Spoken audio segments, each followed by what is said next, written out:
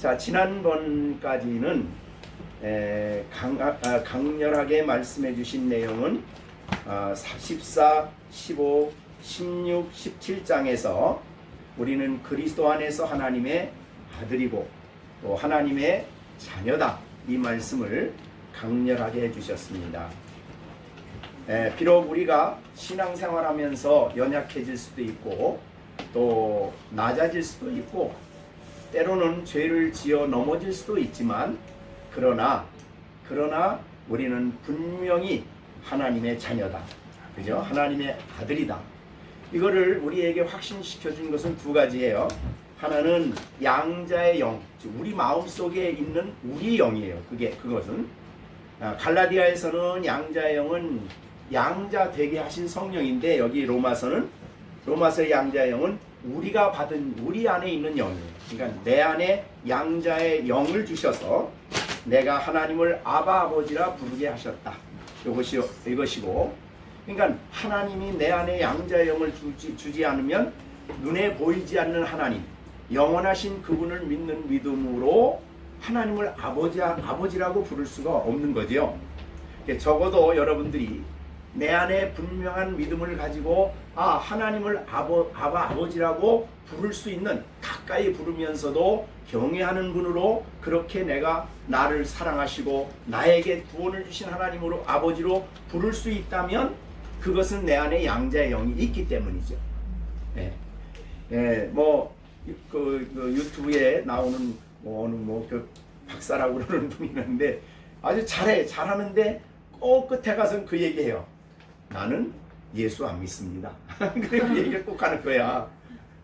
나는 옛날에 우리 단군조선이나 아니면 다른 나라의 그런 신화들을 믿어도 예수님은 안 믿는데, 하나님은 안 믿는데, 그게 왜 그렇습니까? 믿을 수가 없는 거예요. 옛날에 신화는 얘기가 믿어져도 주님을 믿을 수가 없는 거예요. 그러네 내가 그분을 믿고 아버지라고 부르고 아버지라고 기도하는 것은 내 안에 영이 있기 때문에, 그 영은 내 영이지 다른 영이 아니에요. 그래서 여기 나오는 15절에 나오는 그 영은 그 영입니다. 그 다음에 이제 우리 안에 그 영을 이 하나님의 자녀라는 것을 너무 뚜렷하고 아주 충실한 하나님의 자녀의 의식을 우리 안에 더 때마다 확증시켜주는 게 누구냐면 16절에 나오는 성령이었어요. 그죠? 성령의 내적 증거예요. 그러니까 성령이 내 안에 증거를 하시면 우리가 힘들 때, 또 내가 어떤 상황에 부딪혔을 때 너무 나는 하나님 자녀인데, 나는 하나님의 자녀인데, 이게 내 안에 확증이 돼, 더 확신이 되어져요. 그래서 그것이 충만하다 그래요. 하나님의 자녀의 의식이 내 안에 충만해지니까 이 땅에 어떤 어려움도, 어떤 시련도, 어떤 상황도 결코 흔들리지 않는 그런 확신을 갖는다. 이게 이제 앞에 나오는 13절과 16절인데, 그래서 이 자녀됨, 왜 이것을 자녀됨을 강조했느냐?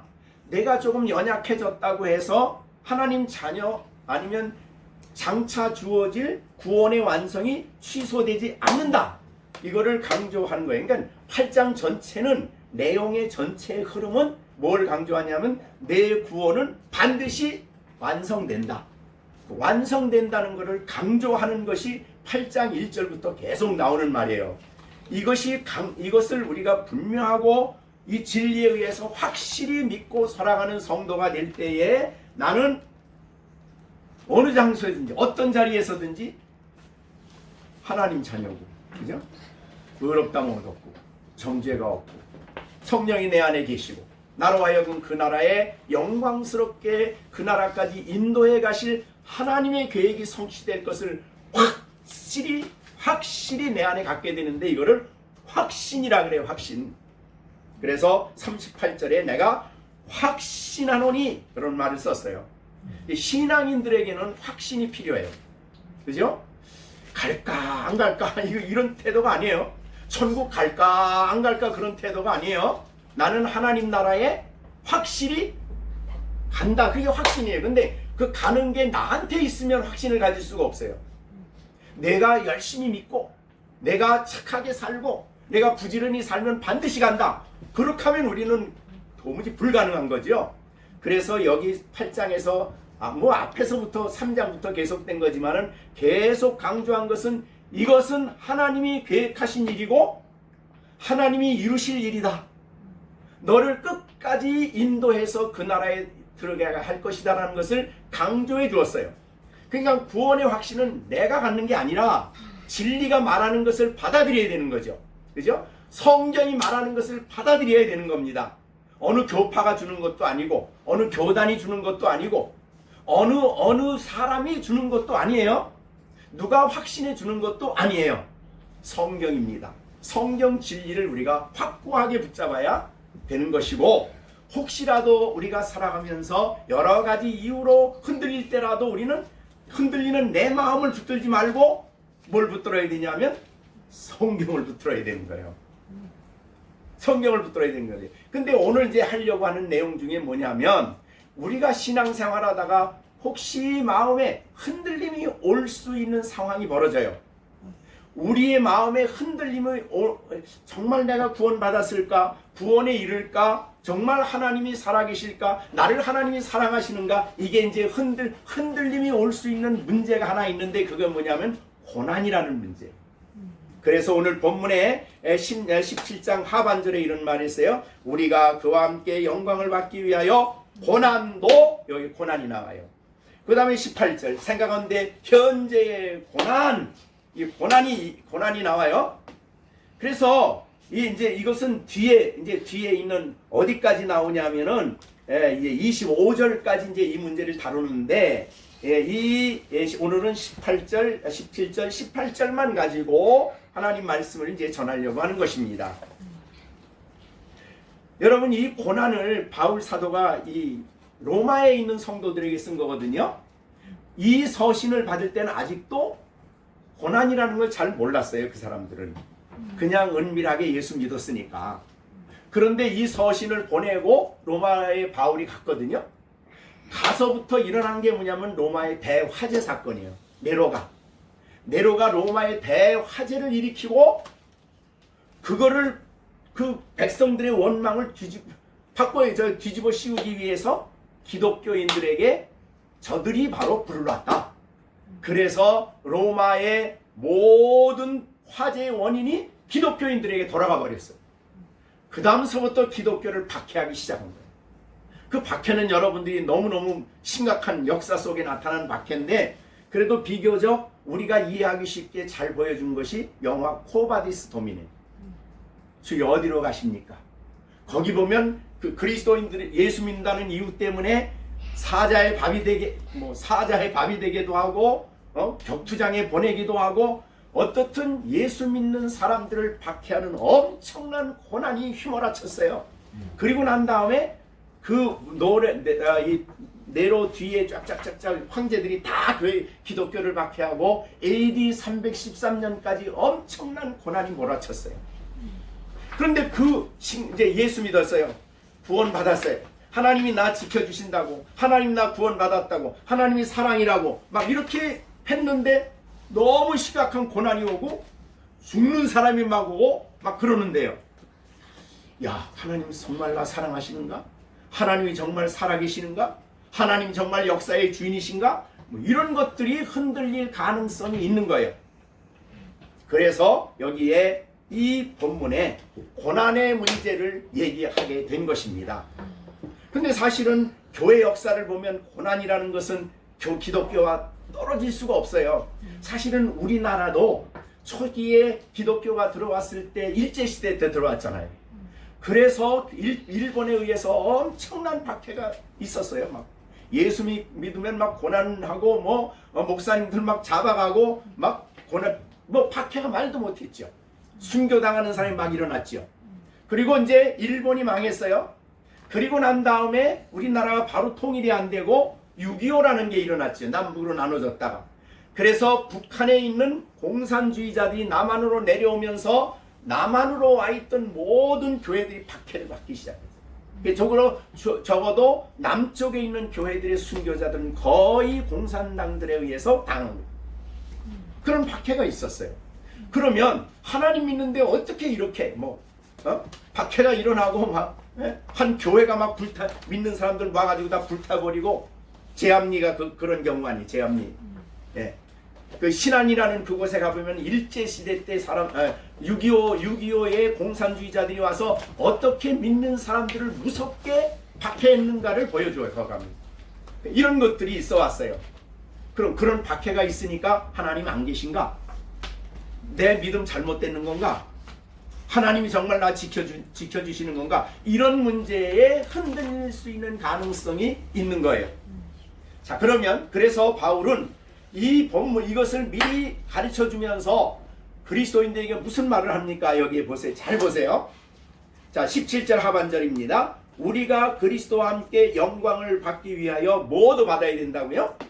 고난도 받아야 된다. 이거는 당위성이에요. 당연하다 그 말이죠.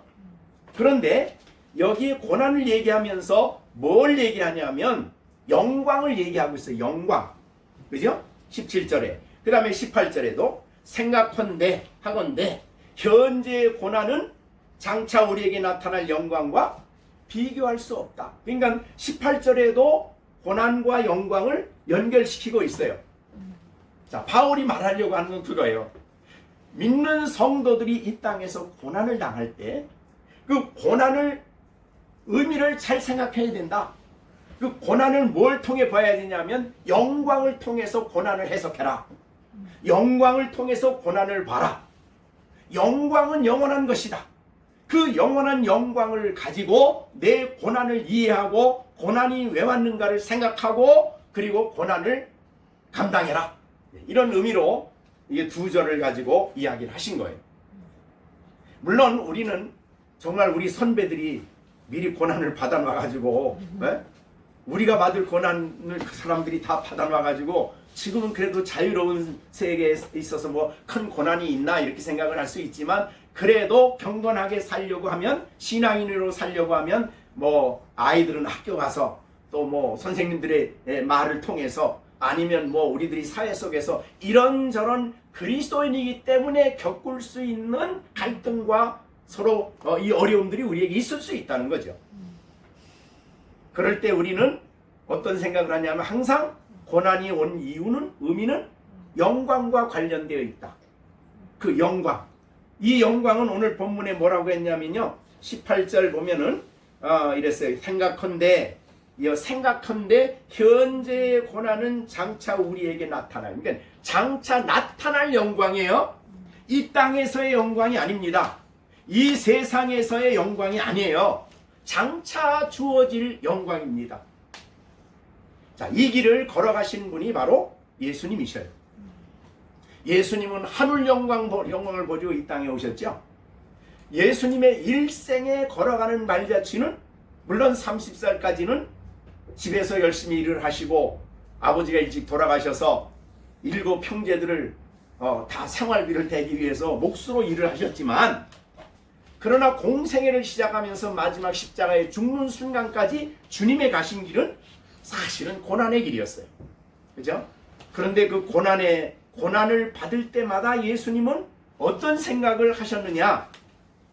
그것을 우리에게 보여주는 것이 이제 히브리서 13장이죠. 예, 거기에서 보면 예수님이 고난을 받으실 때마다 히브리서 12장입니다. 12장 2절. 믿음의 주여 또 온전케 하시는 예수를 바라보자. 그는 그 앞에 있는 기쁨을 위하여 십자가를 참으사 부끄러움을 개의치 아니하시더니 하나님 보좌 우편에 앉으셨느니라. 너희가 피곤하고 낙심하지 않기 위하여 죄인들이 이같이 자기에게 거역한 일을 참으신 그분을 생각해라. 예수님을 생각해라. 이런 뜻이죠. 자, 그러면 예수님은 자기가 하나님의 뜻을 이루기 위해서 마지막 십자가에 가시는 그 길까지 어려움이 있을 때마다 뭐를 생각하며 어려움을 감당했어요? 기쁨. 앞에 있는 기쁨. 이게 영광이죠. 앞에 있는 기쁨이요. 그게 이제 2절 뒷부분에 가면 하나님 보좌 우편에 앉으셨느니라 이렇게 됐어요. 그러니까 예수님은 이 땅의 마지막 십자가에서 완전히 자신이 정말 말할 수 없이 낮아지는 이런 엄청난 고난을 당한 그때도 그는 장차 주어질 기쁨을 봤던 거예요. 이 땅의 고난을 이 땅의 영광을 본 거 아닙니다. 자, 그러면 원칙은, 우리 그리스도인의 삶의 원칙은 이 땅을 바라보고 사는 사람이 아니죠. 장차 나타날 영광을 바라보는 사람이죠. 우리도 그렇게 살아가야 된다.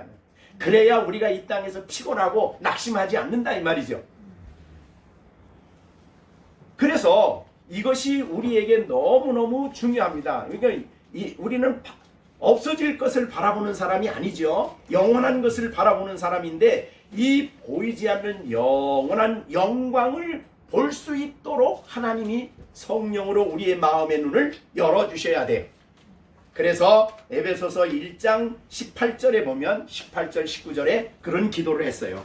이런 기도 여러분이 늘 하셔야 되는 기도입니다. 자, 너의 마음의 눈을 밝히사.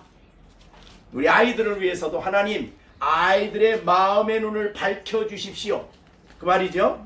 그럼 밝히면 뭘 볼 거 아니에요. 뭘 봅니까? 그의 부르심의 소망. 이건 우리를 부르신 거예요. 부르심의 소망은 땅에 있지 않아요. 하늘에 있는 거예요. 그죠? 그 소망을, 장차 들어갈 소망을, 장차 주어질 영원한 그 나라의 영광을, 그게 소망이에요. 소망이 무엇이며, 우리는 있는 것을 소망하지 않아요. 우리 있는 것을 바라보는 소망이 아니에요. 하나님 나라에 있는 것을 소망하는 거예요. 근데 그 소망이 뭐라고 그 다음에 표현했냐면, 성도들 안에 그 기업, 이번 기업은 아까 로마서에 나오는 상속자와 같은 말이에요.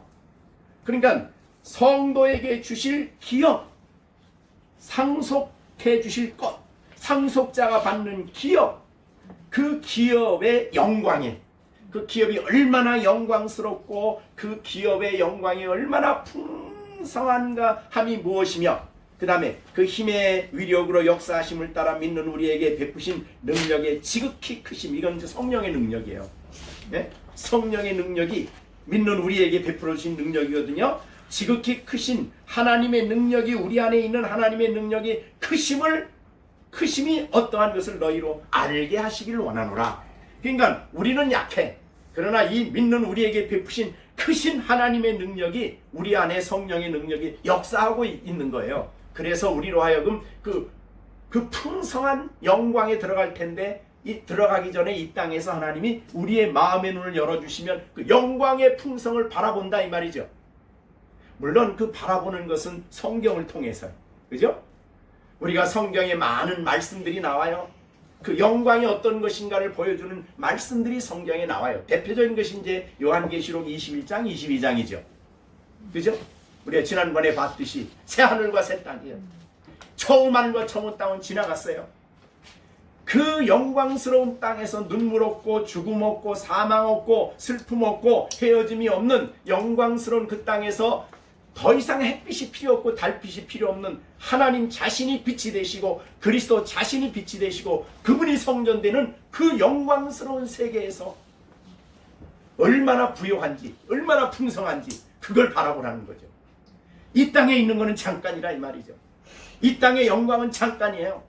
네? 이 땅에 가지고 있는 권세는 잠깐이에요. 지금 우리 문 대통령이 권세를 가졌지만 얼마나 더 갖겠어요? 앞으로 많이 해봐야 얼마나 더 하겠어요? 세상의 영광은 잠깐. 그러나 우리가 누릴 그 영광은 너무 풍성해서 인간의 이해로는 도무지 헤아릴 수 없는 그 부요한 영광이에요. 자, 그런데 이따 영광을 조금 설명을 하겠습니다. 설명하는데 어떻든 그 영광을 우리가 성경을 통해서 밝히 볼수록 땅에 우리의 소망을 두지 않고 그 나라의 소망을 두고 나타날 그 영광을 바라보면서 이 땅에서 복음과 함께 진리와 함께 순종의 길을 걸어간다 이 말이죠. 네? 그것이 오늘 본문이 우리에게 보여주는 놀라운 하나님의 말씀이에요. 고난이 있지만은, 그죠? 그러니까 예수 믿었더니 아무런 어려움 없고 잘 되더라. 땅에서 잘 되더라. 뭐 잘 될 수도 있죠. 그러나 그게 전부가 아니죠. 필요하다면 우리의 고난이 있을 수도 있는 거예요. 그런데 사실은 이 고난에 대해서 얼마나 성경이 가르쳐주는 것은 우리와 좀 달라요. 자, 우선 디모데후서 3장 12절에 보시면 이런 말씀이 있어요. 무릇 그리스도 예수 안에, 자, 여기 디모데후서 3장 12절에요. 무릇 그리스도 예수 안에서 경건하게 살고자 하는 자는 뭐를 받는다? 예? 예. 고난이 있다 이 말이죠. 박해가 있다. 그러면 여러분이 사회생활을 하면서 어디에 가서든지 간에 내가 경건하게 살지 않고 세상하고 잘 어울리면은 이런 고난이 없을 수 있죠. 그죠? 그런데 경건하게 하나님 백성으로 여호와를 두려워하며 살아간다고 하면, 하나님의 법을 따라 살아가려고 하면 어려움이 있을 수 있죠. 네, 그런 것을 얘기하는 거예요. 그 다음에 빌립보서 1장 29절입니다. 빌립보서 1장 29절. 그리스도를 위하여 너희에게 은혜를 주신 것은 다만 그를 믿을 뿐 아니라 또한 그를 위하여 모두 받게 고난이라고 안 그러고 고난도, 은혜 받은 사람은 고난도 받아야 된다는 거예요. 그래서 우리가 은혜 속에 살아가면, 은혜 받고 살아가면 고난도 있을 수 있는 거예요. 그런데 왜 그러냐? 왜 그렇게 고난이 있느냐? 하나님 억지로는 아니에요. 왜냐하면 이 세상이 본래 세상하고 그리스도인의 상황은 너무 차이가 있어요. 그래서 요한복음 15장 18절에서 예수님은 마지막 죽으시기 전에 설교하신 내용이 14, 15, 16이죠? 그죠? 요한복음. 거기서 뭐라고 설교하셨냐면, 세상이 너희를 미워한다. 그러니까 그리스도인, 경건하게 살고 진리 안에 살고 믿음 안에 사는 사람들은 세상이 미워한대요. 그러니까 미움을 받는 거예요. 고난이 있는 거예요. 미워하면 너희보다 먼저, 그렇죠, 예수님이 미움을 당했어요. 예수님이 까닭 없이 죄인 취급을 받았어요. 까닭 없이 정죄를 당했어요. 자, 그렇듯이 나를 미워한 이 세상이기 때문에 너희도, 내게 속한 너희도 미워한다는 거예요. 19절. 너희가 세상에 속하였으면 세상이 자기 것을 사랑한다. 자, 이거 잘 들으세요. 그 사람이 세상에 속했으면 세상은 미워하지 않아요. 그 사람 자기하고 똑같으니까, 같은 패야. 그러니까 예를 들면 직장에서 야, 우리가 술 먹자 그러고 이제 술 먹고 막 그런 데 가서 술 안 먹어. 그러면 너야 좀 믿는 거구만. 그럼 벌써 그 다음에 이제 시작이 들어가는 거예요. 예?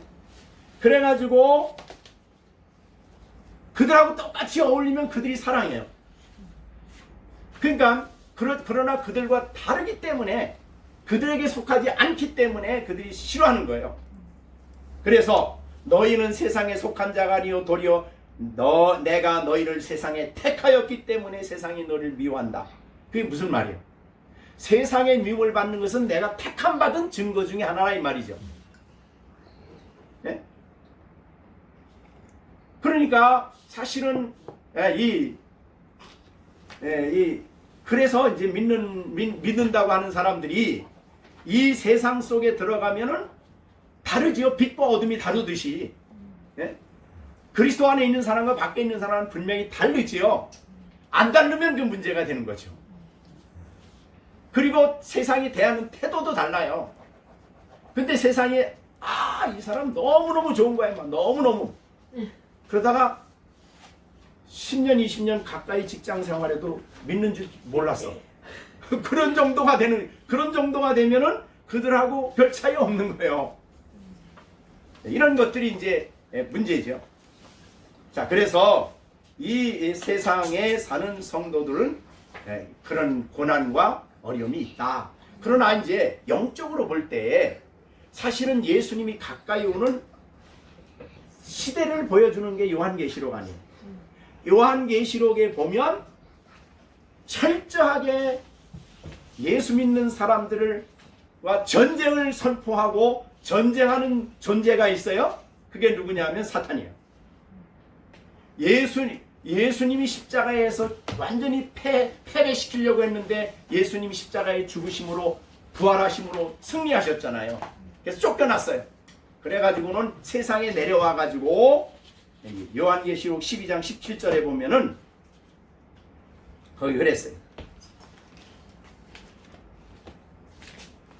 용이 여자에게 분노하여 돌아가서 그 여자의 남은, 이게 여자는 교회거든요. 남은 자손, 이건 성도들이에요. 곧 하나님의 계명을 지키며 예수의 증거를 증거를 받은 자, 뭐라고 그랬죠? 다시 한번 읽어보세요. 17절. 용이 여자에게 분노하여 네. 돌아가서 그 여자의 남은 자, 곧 하나님의 계명을 지키며 예수의 증거를 가진 자들과 더불어 싸우려고. 바다 모래 위에서 바다 모래, 이 요한계시록의 바다는 세상을 뜻해요. 그래서 이 세상의 가운데 딱 서서 에베소서 2장에 있는 것처럼 세상을 지배하는 영이 있어요. 그게 이 영이에요. 용이에요. 용. 사탄이죠. 그래서 사탄은 그 다음부터 이제 이 교회를 박해하기 위해 세 가지를 써요. 하나는 뭐냐면 하나는 이단입니다. 이단. 그래서 이단을 사용해서 하나님의 교회와 전쟁을 합니다.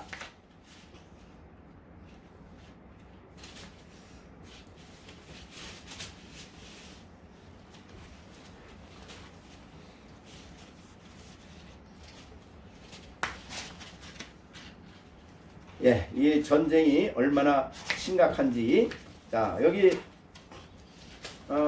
요한계시록에 뭐 지금 다 볼 수는 없지만 13장입니다. 어떻게 전쟁을 하나 보십시오.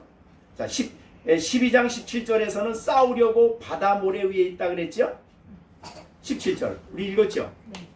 근데 13장 1절에 우리 이제 여기 나누지만은 원문에 나누는 거 아니에요?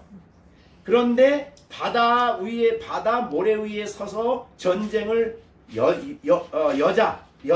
여자의 남은 자손인 교회와 전쟁을 선포했는데 내가 보니 바다에서 한 짐승이 나왔다. 바다에서 한 짐승이 나왔다. 이게 뭐냐면 그 다음에 세상 정권이에요. 왕권.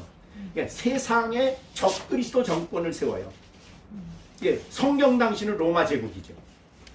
그러나 오고 오는 세대의 교회 세력에 대해서 적그리스도적인 교회를 박해하는 정권입니다. 근데 사실은 우리 공산주의는 지금 공산주의는 말할 것도 없어요. 지금 중국은 지금 교회를 엄청 시진핑이가 그냥 지금 2년 동안 교회를 박해하고 있거든요. 보통 박해가 아니에요. 선교사 다 쫓아냈어요. 그래서 우리나라 선교사도 다 쫓겨왔어요. 그리고 삼자교회에다가 교회 안에다가 목택동 초상화를 붙이고 그리고 어떻든 교회를 엄청나게 박해하고 지하교회, 그러니까 지하교회는 제자들 교회, 지하교회가 있거든요. 삼자교회 말고 그 제자교회를 다 십자가 건물도 다 부시고 그냥 2년 동안을 그랬어요. 그렇게 박해를 했어요. 선교사는 지금 못 들어가죠. 우리나라 선교사는 다 쫓겨났죠. 그런 정권이 있고 북한은 말할 것도 없고 북한은. 그런데 그렇다고 이 자유민주주의라고 하는 이 다른 나라들은 안 그런가? 사실은 교회를 잠시 이용하지만 자기의 권력에 방해가 되면 언제나 박해합니다. 교회 대적해요. 자기 잘못했다 그러면 언제든지 대적을 합니다. 그게 세상 정권이에요. 그것을 바다에서 나온 짐승이라고 했어요. 그러니까 용이 바다에서 나온 세상 권력자를 잡아가지고 교회를 대적하는 거예요. 그 다음에 이제 또 11절에 보면 내가 봄에 또 다른 짐승이 나오는데 이 짐승은 어디서 오냐면 땅에서 나와요. 땅. 이건 영적으로 이거는 이단 사상을 말합니다. 이단들.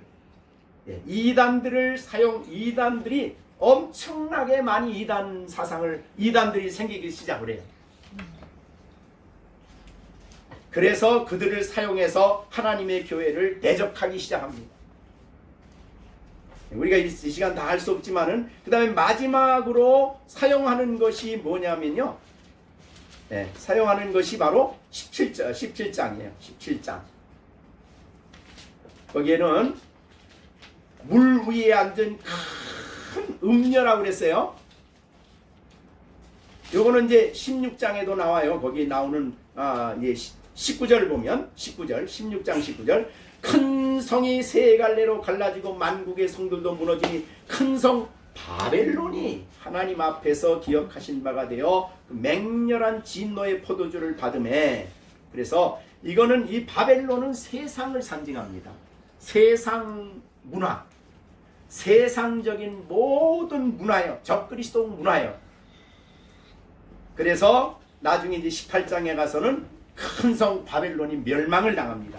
근데 그 18장 2절에 보면 힘찬 음성으로 외쳐 이르되 무너졌도다 무너졌도다 큰 성 바벨론이여 하면서 귀신의 처소 각종 더러운 영이 모이는 곳 각종 더러운 가증한 새들이 모이는 곳 음행의 진노의 포도주로 말미암아 만국이 무너졌다. 그러니까 이 음란하고 이 상업 거기 이제 뭐 상업하고 이런 게 다 나오는데요. 뭐 진주 어떻든 세상에 잘못된 문화들이에요. 그래서 이걸 사용해서 믿는 성도들을 대적을 해요. 이 문화 그래서 마지막 성도들을 대적하는 마지막 사탄의 수단은 문화라 그래요. 문화. 이게 우리 성도들이 문화 속에 들어가면 자기 모르게 자꾸 젖어들잖아요. 네, 그런 것들이 굉장히 심각해요. 그래서 이것이 적그리스도 문화면은 그거를 거절해야 되거든요. 자, 어떻든 그런 이유로 인해서 교회는 신앙을 지킨다는 것이 보통 어려운 일이 아니에요. 그러니까 거듭난 사람만이 신앙을 지켜요. 성령의 역사가 그 안에 있는 사람만이 신앙을 지킵니다. 하나님의 자녀들만이. 이런 의미가 되겠습니다. 다시 이제 우리가 본문으로 돌아가면 그런 어려움이 이 고난이 있기 때문에 그 고난을 볼 때에 혹시라도 하나님이 계신가? 아니요. 계시기 때문에 아까 말한 대로 세상의 권력, 그 다음에 이단, 그 다음에 세상, 문화, 바벨론 다 하나님의 주권 속에 일어나는 거예요. 그런데 마지막 시대에 이런 것들이 동원이 돼가지고 하나님의 허락 안에서 사탄이 마지막 말세를 준비하는 거예요. 그러니까 우리 아이들이 살아간 시대는요, 좋은 시대가 아니에요. 편리한 시대는 될 수 있어요. 편리. 그러나 믿음이 견고하게 서서 흔들림이 없는 믿음을 가지고 아이들이 살아가야 돼요. 그러니까 아주 확실하게 신앙을 심어줘야 돼요. 분명하게. 왜 그렇습니까? 여러분, 마지막 시대에 하나님이 이 땅에 하시는 것은 마태복음 25장에 말씀한 대로 영벌과 영생이 갈라지잖아요. 그죠? 영벌이 영벌이. 영원한 불 속의 고통이에요. 알고 보면. 근데 영원이에요. 그게 영원. 생각해보면 우리가 끔찍하지요.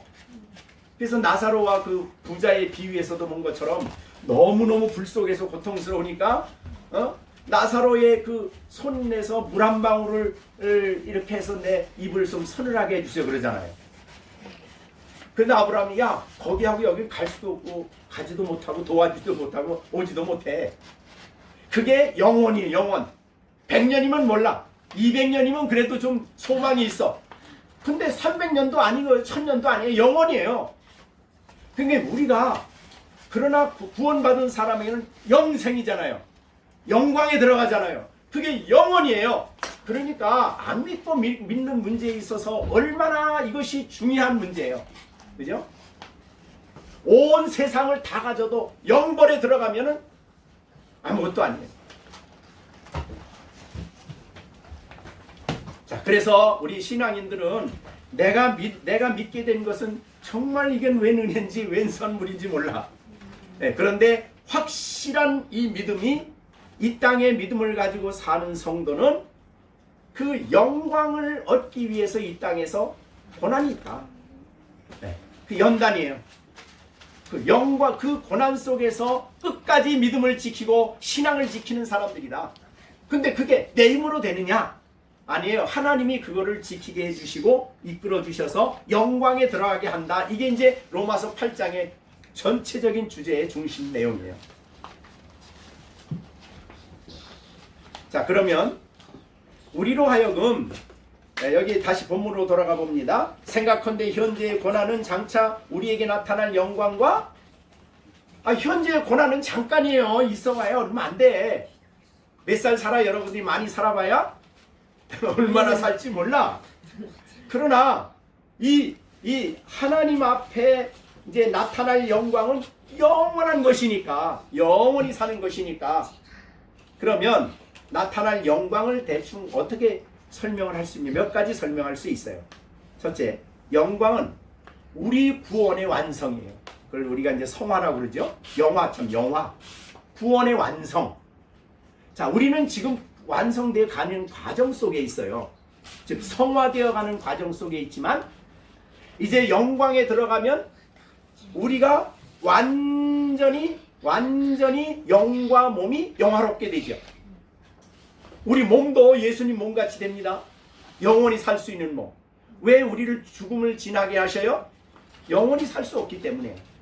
그래서 영원한 세계에 영원히 살 수 있도록 우리 몸을 예수님의 부활의 몸과 같이 바꾸어 주시고, 우리 영혼도 죄의 영향을 받지 않는 완전한 그리스도의 형상과 같은 모습으로 바꾸어서 완성시켜서 하나님 나라에 살게 하셔요.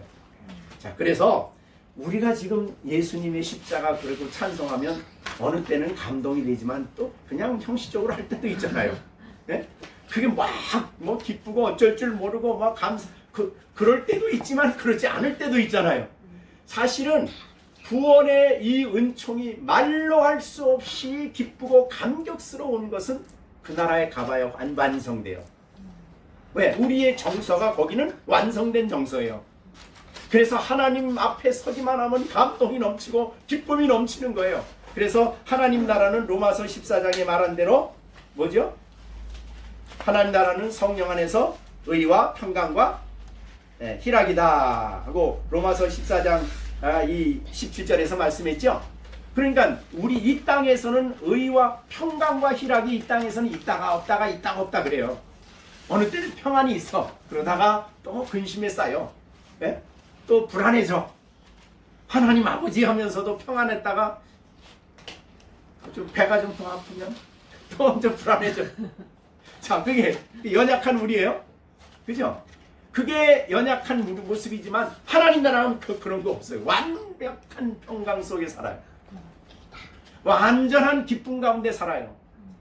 근데 이 땅에서는 영적으로 불완전한가, 우리가 아직도 성화되지 못한 그런 상태 가운데 있기 때문에 그 기쁨과 평안이 한 70% 정도, 뭐 50% 정도 이렇게 되지만 그 나라에서는 그렇지 않아요. 네. 자, 그렇게 생각하니까 완성된 가운데서 그 나라에 사는 기쁨은 이 땅에서 사는 거와는 비교가 할 수 없는 거예요. 너무너무 좋은 거예요. 그래서 바울이 삼층천에 갔다 오고 난 다음에는 차라리 떠나 주와 함께 있고 싶다라는 고백을 그래서 한 것입니다. 자, 그 다음에 두 번째는요.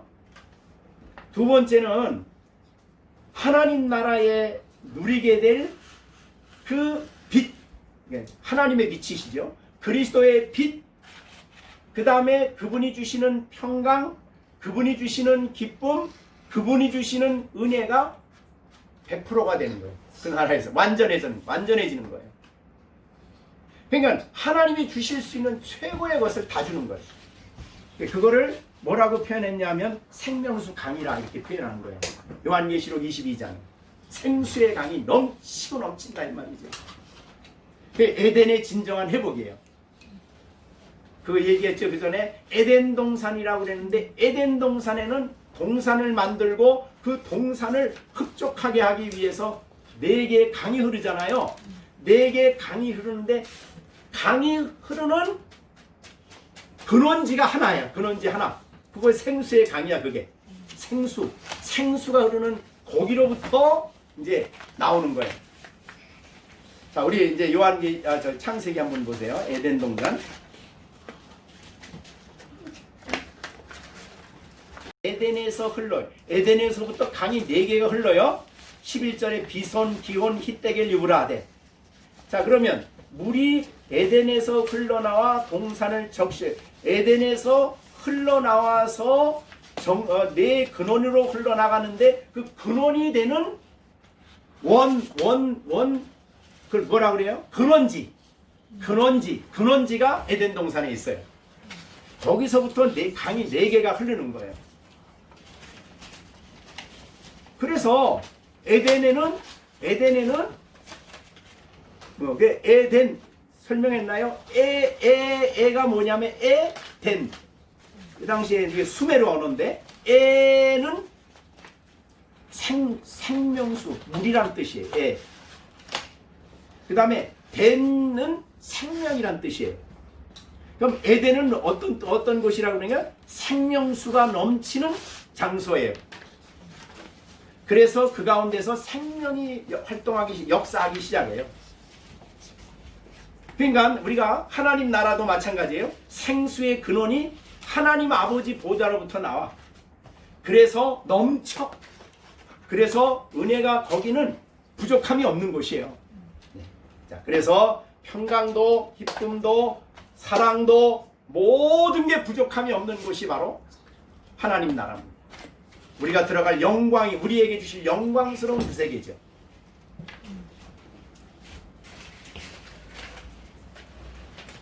그리고 이 나라는 창세전에 하나님이 계획하신 일이라 그랬어요. 여러분 이거 이제 이미 요한복음 마태복음 25장에서 말씀했죠. 백성들에게 주시면서 마태복음 25장에서 창세로부터 성도들에게 주실 때 하신 말씀이죠. 34절.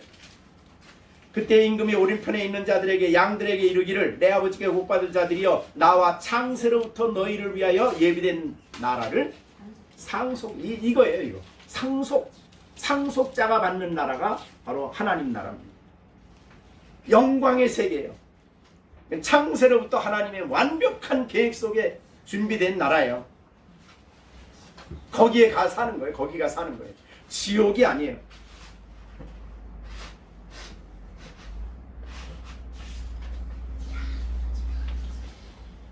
그래서 요가 이제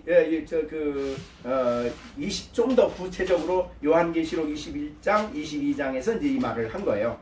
21장 1절에 내가 새 하늘과 새 땅을 보니 처음 하늘과 처음 땅이 없어졌고 바다도 다시 있지 않더라. 내가 보매 거룩한 성 새 예루살렘이 하나님께로부터 하늘에서 내려오니 그 준비한 것이 신부가 남편을 단장하는 것 같더라 하면서 이제 교회를 얘기하고 있어요. 6절에 내가 내게 말씀하여 이루었도다. 나는 알파 오메가의 처음과 나중이라. 내가 생명수 샘물을 목마른 자들에게 값없이 주리니 이기는 자는 이것들을 거기도 상속이 나오지. 왜냐하면 나는 그의 하나님이 되고 그는 내 아들이기 때문이다. 그러니까 아들이라는 신분 때문에 상속받는 거예요.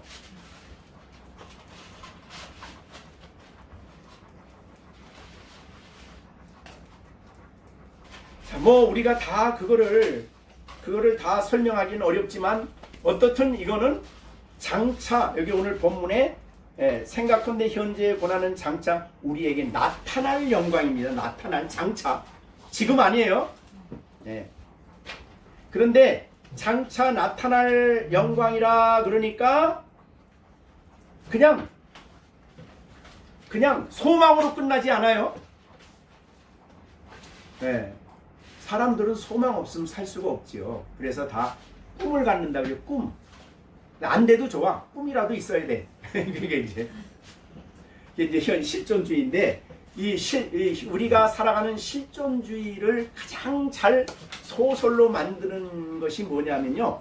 고도를 기다리며 옵니다. 고도를 기다리며. 물론 이제 또 노인과 바다도 실존주의의 허무함을 드러낸 그런 작품이지만 고도를 기다리며. 근데 고도라는 게 실제 인물이 아니에요. 그냥 기다리고 있어요. 고도를 기다려. 뭔가 자신에게 좋은 것을 줄 것을 기다려. 근데 뭘 기다리니? 그랬더니 몰라. 그럼 어디서 오는데? 언제 오는데? 몰라. 하여튼 나는 기다리는 거야. 그게 고도의 기다림의 주제예요. 그게 현대인들의 정서예요. 생각이에요. 뭔지도 몰라. 그러나 희망은 있어야 돼. 희망이 실제로 손에 쥐어져서 중요한 게 아니야. 그냥 그거라도 없으면 살 수 없으니까 허무하죠. 근데 우리의 희망은, 우리의 바라는 것은 실제예요. 믿음은 바라는 것들의 실상이요, 실상. 실제 우리가 그 영광을 실제 누리게 된다 이 말이죠. 그래서 너무 실제이기 때문에 로마서 이제 5장 2절에서 이 말씀을 했어요. 또한 그로 말미암아 우리가 믿음으로 서 있는 은혜에 들어감을 얻었으니 하나님의 영광을 바라고 뭐해요? 막 즐거워. 자, 이제 여러분에게 묻습니다. 이 영광이 분명히 여러분에게 주어질 거죠? 하나님 계획하셨습니다. 근데 그 영광을 바라보면서 즐거워하십니까? 날마다 즐거워. 야, 즐거워. 그것만 생각하면. 그러니까 사도들은 그래서 초대교회 성도들은 그게 확실했어요. 그래서 죽음 앞에서도 조금치도 두려움이 없었어요. 하나님의 영광을 바라보고 막 즐거워하는 거예요. 그게 소망이죠. 그래서 우리의 나타날 영광은 희미하지 않습니다. 확실합니다. 그리고 실제입니다. 왜냐하면 예수 그리스도가 그 영광에 있다가 이 땅에 오신 분이거든요. 그래서 그 나라가 어떤 것인가를 주님이 알려주셨거든요. 그런데 이 소망은 우리 힘으로 들어갈 수 있는 나라가 얻을 수 있는 소망이 아니에요. 우리 힘으로 얻으라 그러면 불가능해요. 그래서 인간의 모든 의의는 의의로 말미암아 구원받아야 된다고 하는 말은 전부 다 거짓된 것들이지. 오직 하나님만이 그 일을 이루어 주셔요. 왜? 우리의 아버지시니까. 우리에게 이 계획을 세우셨으니까. 그래서 선한 일을 시작하신 하나님은 예수 그리스도의 날에 이 영광을 완성하신다 이 말이에요. 사실 또 사람이 완성할 수도 없어요. 그 수많은 그 엄청난 사건을 누가 만듭니까? 하나님 외에는 만들 존재도 없어요. 그래서 로마서 8장 30절에 미리 정하신 그들을 부르시고 부르신 그들을 의롭다 하시고 의롭다 하신 그들을 또한 로마서 8장 30절 그죠? 정하신 그들을 부르시고 부르신 그들을 의롭다 하신 그들을 영화롭게 하시는 것은 이건 하나님이 하시는 일이에요. 그러니까 분명해요. 그리고 이 소망은 막연히 기다리는 게 아니에요. 때가 있어요. 때가. 예수님이 오실 때 언제인지 알 수는 없지만 분명히 예수님이 오시는 그날 때가 정해져 있어요. 이 소망은 성부와 성자와 성령 삼위께서 자신의 명예를 두시고 세우신 계획이시며 장차 하나님이 완성할 계획이셔요. 우리에게 주었다면 안 되는 거예요. 그래서 우리가 구원이 완성될 것에 대한 확신은 끝까지 하나님께 있어야 돼요. 하나님이 그 일을 하신다는 것 외에는 이 확신을 가질 수가 없어요. 오늘날 구원파가 자기들에게 와서 뭐 구원의 확신을 받으면 된다. 그 거짓말이에요, 전부 다.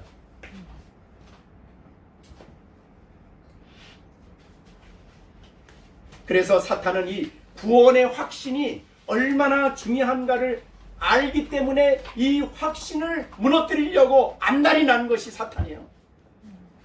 그래서 유대주의를 만들었고, 그래서 캐톨릭을 만들었고, 그래서 거짓된 잘못된 교리들을 만들어서 사람들로 하여금 내가 어떻게 많이 노력하고 내 경건으로 구원을 이루려고 자기 의를 세우려고 막 그냥 그런 방향으로 가르치고 있는 거예요. 지금. 구원의 확신이 뚜렷하면요, 기쁨이 있고 감사가 있고 부족해도 하나님을 아버지라 부르고 감사하며 늘 가잖아요. 여러분, 한국교회 모든 이단들은 전부 다 구원의 확신을 준다고 말함으로써 교인들을 미혹을 해요. 그러니까 이것이 확실하지 않으면 그들의 미혹에 넘어가는 거예요. 그냥 신천지든 뭐든 다 그렇습니다. 한국교회 이단들은. 자, 이제 우리가 말씀을 정리해 보겠습니다. 여러분, 다시 본문으로 돌아가 봅니다. 17절. 자녀이면 또한 상속자고 하나님의 상속자요 그리스도와 함께한 상속자. 이건 지난번에 말씀을 드렸어요. 자녀에게 주는 상속입니다. 우리가 그와 함께 그리스도와 함께 영광이라 그랬어요. 그리스도와 함께 영광은 뭐예요? 그리스도가 받는 영광을 우리와 같이 받는다는 뜻이에요. 이거를 우리가 설명해 준 것이 요한복음 17장이죠. 요한복음 17장 예수님의 이 기도가 있어요. 그죠? 17장 24절 이런 기도를 하셔요. 17장 24절. 아버지여, 내게 주신 자도 나 있는 곳에 나와 함께 있어. 이게 예수님과 함께 영광에 들어가는 거예요. 예수님의 중요한 기도예요. 아버지여, 내게 주신 자, 우리들이죠. 우리를 선택하셔서, 아버지가 선택하셔서 그리스도께 맡겼어요. 그래서 주신 자도 나 있는 곳에 나와 함께 있어.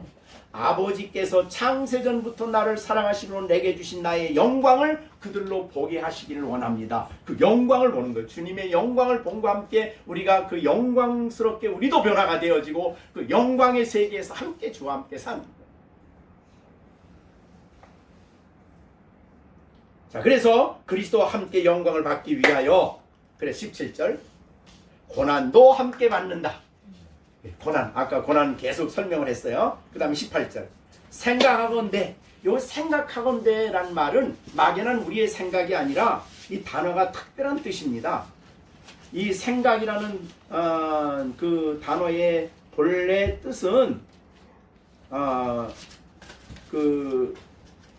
좀 우리가 일반적으로 그냥 생각하는 그런 의미가 아니고, 로기조마이라는 그 헬라어인데요, 여태까지 말해온 성령이 우리 안에 계시고 앞에 하나님의 자녀가 되고 뭐 이런 것으로 비추어 결론적으로 생각할 때, 그런 뜻이에요. 이 앞에 있는 말씀을 결론적으로 생각할 때에 그 결론에 그것에 의하여 결론 내린 결과를 생각하는 거예요. 현재의 고난은 장차 우리에게 나타날 영광과 비교가 안 돼. 그 비교가 안 된다는 말은 무슨 뜻이에요? 고난은 그냥 이건 아무것도 아니야. 그 영광을 생각하면. 그러니까 그래서 순교하는 분들이 순교하는 순간에도 찬송을 했어요.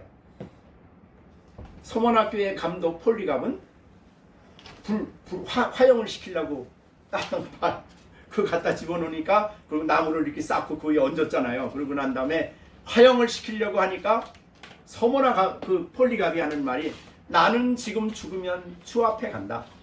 그러나 나를 화형에 차는 너희들도 예수 믿기를 바란다. 이렇게 하고 이제 불을 놓았어요. 여기다 불 속에서 찬송하고 하나님을 바라보는 거예요.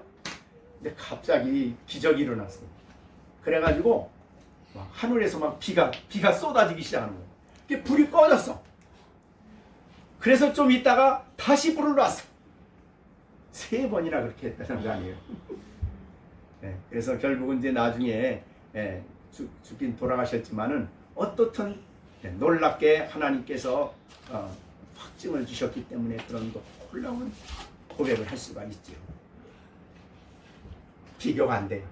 이 땅의 어떤 상과도 비교가 안 돼요. 이걸 우리가 생각하며 예수 믿으면 그저 이 땅에서 잘 된다, 이런 수준으로 생각을 하면 안 된다. 이제 말씀을 마쳤습니다. 하나님께서 여러분을 부르시기 전에 뭐부터 했어요? 선택하시고, 그죠? 그 다음 뭐 하셨죠? 부르셨어요. 성령의 내적 부르심이죠? 우리를 거듭나게 하셨어요. 그죠? 그 다음에 우리 안에 믿음을 주셨어요. 그 다음에 우리로 하여금 죄인임을 깨닫게 하시고 회개시켰어요. 그리고 우리로 하여금 예수님의 십자가를 바라보고 부활을 바라보도록 하셨어요. 그래서 그를 믿는 자를 의롭다 하시고 그 다음에 자녀로 삼아주셨어요. 자녀가 되게 하셨어요. 여러분은 하나님의 자녀입니다. 그죠? 영광스러운 그 하늘과 땅을 창조하신 그분이 오늘 말씀한 대로 내 자녀다. 여호와의 말씀이에요. 이 하나님의 자녀됨을 우리가 기뻐하는 중요한 이유는 장차 우리에게 영원한 영광이 준비되어 있는데 그거는 구원의 완성이에요. 그 과정까지 가는 데는 고난이 있을 수가 있어요. 그런데 그 고난을 오히려 우리들에게 믿음을 견고하게 하고 하나님 자녀가 된다는 것을 확신시켜주는 방법으로 고난을 쓰셔야 돼요. 그래서 영화로운 그날에 그 나라에 섰을 때 하나님이 주시는 그 영광을 풍성하게 누리며 살아가도록 만들어 주실 것입니다. 고난을 대하는 우리는 영광의 빛 가운데서 고난을 해석해라. 하나님 주실 그 영광의 빛 가운데서 내게 다가오는 고난을 바라봐라. 그것을 올바로 해석할 때에 그 고난을 기꺼이 받아들일 수가 있다라는 말씀을 오늘 우리에게 주셨습니다. 이 말씀을 여러분이 많이 생각을 하시고 하나님이 여러분의 마음의 눈을 밝혀 우리에게 주어질 이 성도가 받을 이 영광이 얼마나 풍성한지를 이 한 주간 또 잘 알고 기뻐하시는, 즐거워하시는 여러분들이 되시기를 바랍니다. 기도하겠습니다.